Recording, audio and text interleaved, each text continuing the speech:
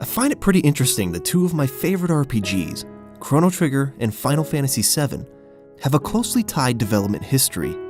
Planning sessions for Final Fantasy VII were first held in 1994, and its initial concept was vastly different from the game we'd get our hands on 3 years later. It was originally planned to be another sprite-based game developed for the Super Nintendo, and was supposed to take place in a modern-day New York setting.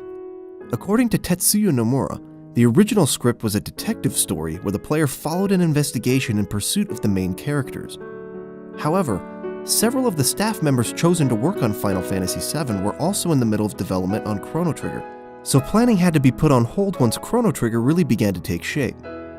As a result, many of the ideas originally intended for Final Fantasy VII made their way into Chrono Trigger, and others, like the modern-day New York setting, made their way into later games developed by Square such as Parasite Eve. Development on Final Fantasy VII officially began in 1995, more than a full year after the release of Final Fantasy VI. Square had been discussing the possibility of developing an RPG in 3D for some time, ever since the development of Final Fantasy V actually, but it wasn't until 1995 that that possibility became a reality. In the time between the release of Final Fantasy VI and the beginning of Final Fantasy VII's development, Square produced their first fully 3D rendered tech demo called Final Fantasy SGI. The demo featured 3 characters from Final Fantasy VI, Locke, Terra, and Shadow, battling against a large Earth elemental monster, and the experiment was seen as such a success that many of the design mechanics were carried over into Final Fantasy VII itself. However, because of the immense memory storage requirements, it became quickly evident that developing a full game on this scale would be incredibly expensive, especially to produce on cartridges. This, of course, created a fundamental problem. Nintendo had been hard at work on their next-generation console, the Ultra 64, later known as the Nintendo 64, which was announced to feature a ROM cartridge design. This led to a dispute between Square and Nintendo, which resulted in the tumultuous end of the company's long relationship. In the end, Square had had enough with cutting content in order to fit the limitation of cartridge-based consoles, and once Sakaguchi had a clearer vision of what it was he and his team had in the works, he knew he couldn't let it happen again. He decided to take Final Fantasy VII to Sony's PlayStation instead.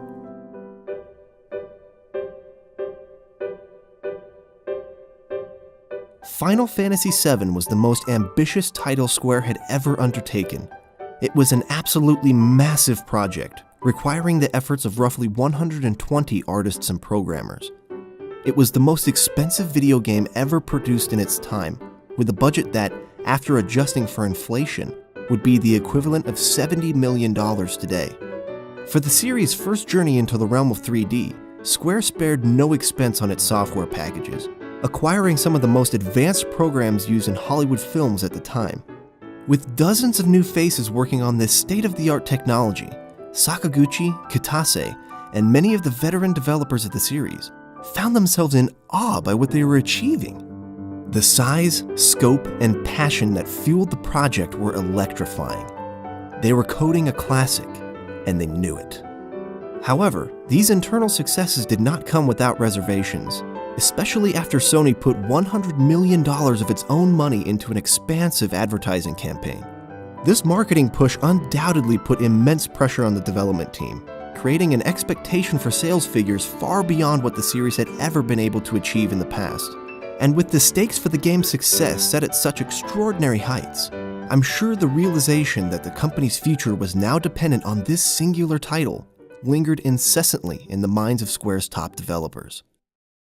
But if the intro sequence of the game is any indication, I'd say Square nailed it.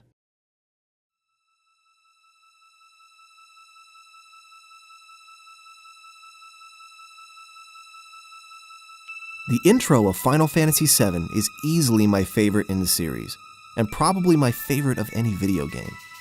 It's an incredibly engaging sequence, due to the perfect combination and unity of the sum of its parts. The use of advanced camera techniques like these had never been seen on this level in any video game before. The dolly out as Aeris exits the alley, followed by the crane out that reveals the enormous post-industrial city of Midgar. The reveal of the game's title at the climax of an absolutely outstanding intro piece composed once again by Nobuo Uematsu, followed by the crane and dolly in on an entirely separate sector of the city. enhanced by the fresh and innovative art design. All of these features accomplished in full what Final Fantasy VI had started 3 years earlier. At this point, no one knew what to expect from this game. It was fresh, it was new, and it was altogether unlike any Final Fantasy before it.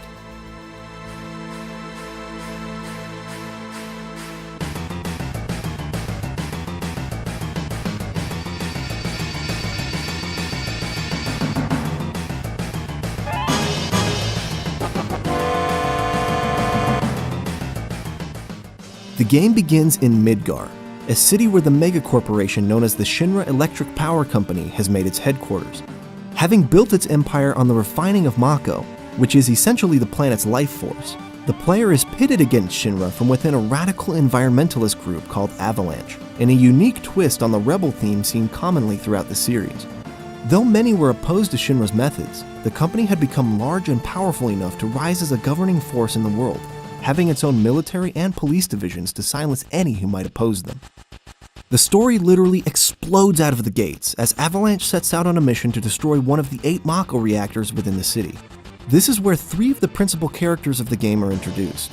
Cloud Strife, the game's leading protagonist, Barrett Wallace, Avalanche's outspoken leader, and Tifa Lockhart, a small-time bartender and childhood friend of Cloud's. After one of Avalanche's missions go awry, Cloud is separated from the group and meets Eris Gainsborough, another principal character of the story.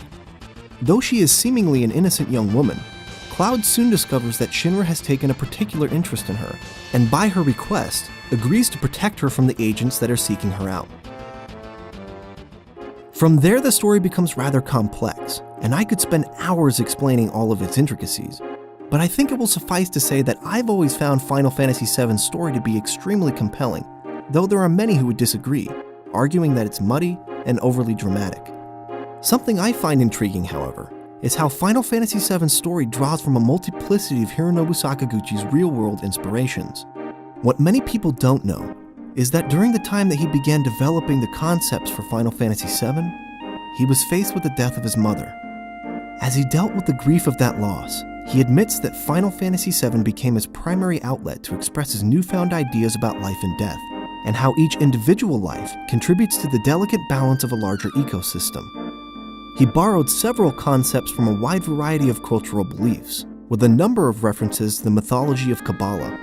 There's admittedly a lot of mature material that the game explores, which is something that Square had not been allowed to do in previous installments because of Nintendo's strict censorship policies.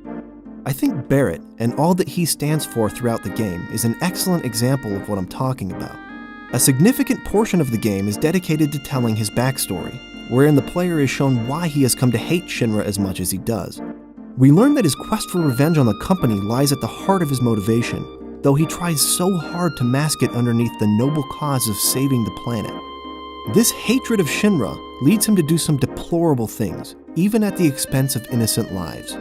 Watching this character go from a hateful, bitter, and vicious extremist who quickly justifies his actions with little remorse, to an introspective, sorrowful, and penitent man who simply wants a good life for his daughter, is just a taste of the depth of character that this game displays, and it does so on a scale that far exceeds the games that came before it. Now, admittedly, this is done at the expense of some pretty jarring pacing issues, but for me it was forgivable because of how fascinating the background information is. However, I can see how many people who criticize the game would be justified in saying that the main plot comes to a screeching halt after the Nibelheim incident is explained in calm. In my opinion, however, the story is successful in that it starts off with the protagonists matched up against the impenetrable Shinra, and then twists and turns its way into unexpected directions, containing what is, for me, one of the most fascinating hero-villain dynamics I've ever seen in a game. The Nibelheim incident stands out to me as one of the most effective scenes in modern media, and gives me chills every time I replay the game. While there may be some who take issue with a few of the cast members, the characters are pretty universally likable and relatable, and there are some genuinely shocking and saddening moments throughout. Even with its labyrinthine nature, I haven't found in my multiple playthroughs that the story is too difficult to grasp, especially if you take the time to see all of the optional cutscenes. But there's always a concern with non-linear narratives like this that some of the audience will be lost along the way. At the end of the day, I find Final Fantasy VII to be one of the most engaging narratives ever told in the video game world, despite its imperfections, which are not nearly as grandiose as many would lead you to believe.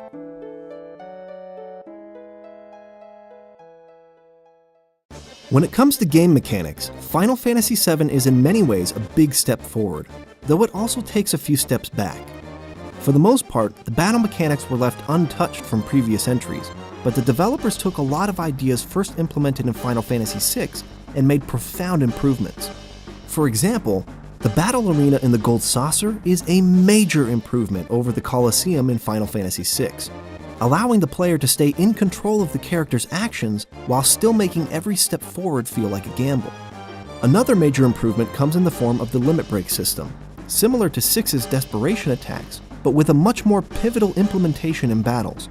Final Fantasy VII, in my opinion, took the idea and made the proper refinements to make it an engaging addition to the battle system, allowing you to save these powerful attacks from one battle to the next, as well as unlock more powerful limit breaks throughout the game. However, a lot of the traditional Final Fantasy mechanics have been simplified, and dare I say dumbed down from previous installments. In this game, you can only equip one weapon, one piece of armor, and one accessory per character, which I find to be both disappointing and also kinda nice at the same time. It takes away from the strategy that Final Fantasy VI had in its equipment setups, but I kinda like not having to constantly swap equipment for different bonuses. In this game, the only real choice you have when it comes to weapons and armor is whether or not you want to have double or triple materia growth. Otherwise, if a weapon or piece of armor has a higher attack or defense bonus, it's generally the one you're going to want to go with. There's just not much else to it, unfortunately. It's also somewhat disappointing that you can only have a party of 3, and for 90% of the game, Cloud is a mandatory character. This leaves only 2 slots for the player to fill, which I think is a major step backwards from what 6 was able to accomplish with so many great characters. I suppose it would have been alright if they had designed dungeons where the player could switch between 2 parties of 3 characters, similarly to what they had done with multiple party dungeons in 6, but unfortunately that mechanic is nowhere to be found this time around, even when the final dungeon is set up perfectly to do so. However, even with all of these examples of oversimplicity, Final Fantasy VII does incorporate an amazing, fresh system that makes up for its shortcomings. The materia system is what I would describe as a big step up from the magicite of Final Fantasy VI.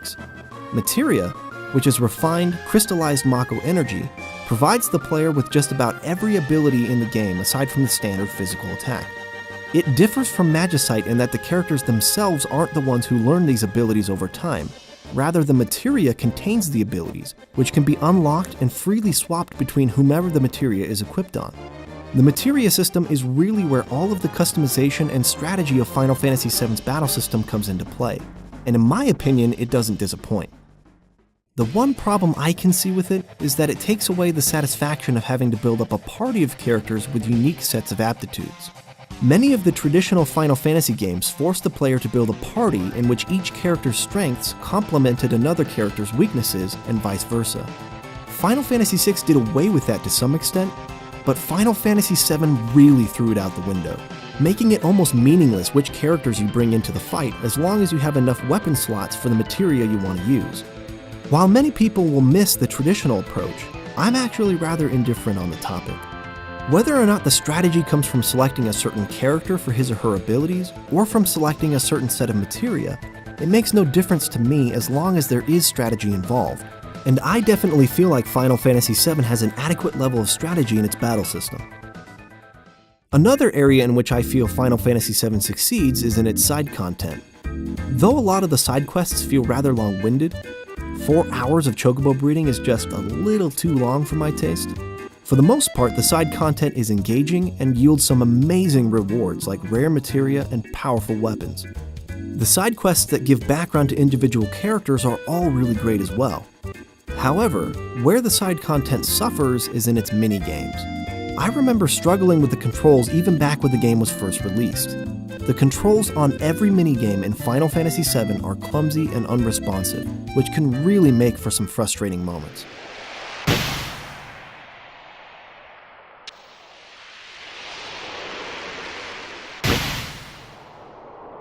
Graphically, Final Fantasy VII is a little bit of a mixed bag.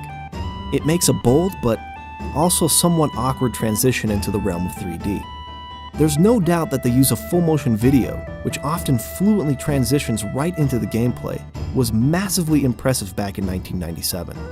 The pre-rendered backgrounds, the character models in battle, along with the amazing animation and use of dynamic camera moves to highlight certain battle effects, were all beautifully implemented and are certainly deserving of praise. But there's also an obvious, startling contrast with the blocky, unproportionate models outside of battle. The pre-rendered backgrounds look really nice and add a powerful but subtle layer of atmosphere to each area, but they're also really difficult to navigate. It's hard to describe how the controls work unless you've played the game before, but it feels like the directional pad is constantly being switched around on you. The controls are consistently a problem, which made exploring new areas far more frustrating than it needed to be. The musical score for this game, however, is just outstanding. In reflection of the game's story, the music takes on a rather serious tone, and it really grabbed me from the opening moments of the game. The score is massive, spanning 85 tracks on 4 discs with a combined duration of over 4.5 hours. Although the soundtrack as a whole is primarily orchestral, it does cover a wide variety of musical genres, including rock, techno, and choral. The main theme of the game, as well as Aerith's theme, are two of the most moving pieces in the series for me, capturing perfectly the duality of hopeful perseverance and sorrowful regret that this game encapsulates so well. The music of Final Fantasy VII is a perfect fit for the story and characters, and I would say that this soundtrack sits easily among the top 3 in the series overall. Final Fantasy VII is an amazing game. It took bold steps forward into unexplored territory, a risky business for any popular video game franchise, and while it isn't perfect, it is without question one of the most inspired pieces of art that I've ever had the pleasure of experiencing. While I can understand how many fans were disappointed with the major changes made to classic mechanics and formulas of the past, I myself being a pretty big fan of traditional fantasy and old-school RPGs, I have to say that in my opinion, this was the best game the series had seen yet because of the power and the passion that fueled its development. I can feel it every time I play it. There's just something very special about this game that never loses its appeal and wonder for me. The story is remarkably well told and unpredictable. The characters are layered and interesting. The setting is fresh and unique, the world is huge, and the gameplay mechanics are great. It's just an amazing overall effort on the part of Square to pull such a massive team together and create something that feels so tight and fluent. I give Final Fantasy VII 4.5 uselessly large and cumbersome, yet somehow still freaking awesome Buster Swords out of 5.